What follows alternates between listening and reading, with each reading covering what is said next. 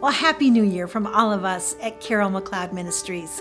I can't even believe we're in 2020, can you?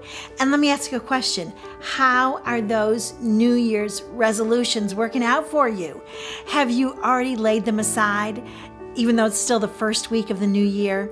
You know, I discovered something several years ago about New Year's resolutions. I was doing them all wrong. My problem was I was making the wrong resolutions. I was deciding like to lose 40 pounds in the first month of the year. I was deciding to run a marathon by February 15th, and none of those things worked for me. What I realized was that the something new needed to start in me before it could be worked out through me. Now, listen, I want you to run a marathon. I want you to lose 40 pounds, but I don't want that to be the focus of 2020.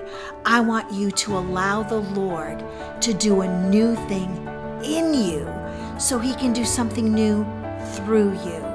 Let me read to you one of my favorite New Year's scriptures.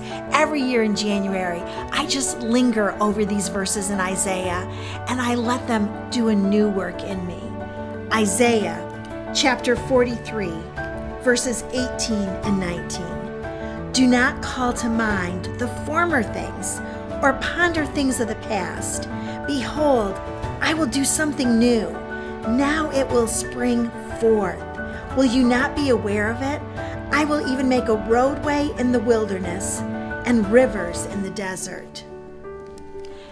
As I read that verse several years ago, the Lord showed me that I have to forget the past. I have to leave the past behind me in order to walk into His something new. Do you see how that verse said, do not call to mind the former things? So whatever your past pain is, whatever your regrets are, leave them in the past. Don't bring them into the new.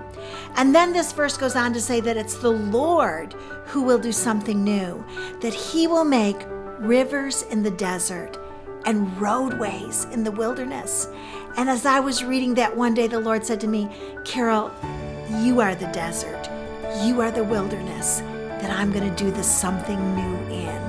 I'm going to put new roads inside of you, new possibilities, new hopes and new dreams. He said, Carol, I'm going to water and refresh those dead and dry places in you. So this year, 2020, before you even really get started, I hope you go to Disney World. I hope you finish that degree. And my goodness, I hope you get out of debt. But most of all, I hope that you will hunker down, linger over Scripture, be a worshiper so that God can do something new in you.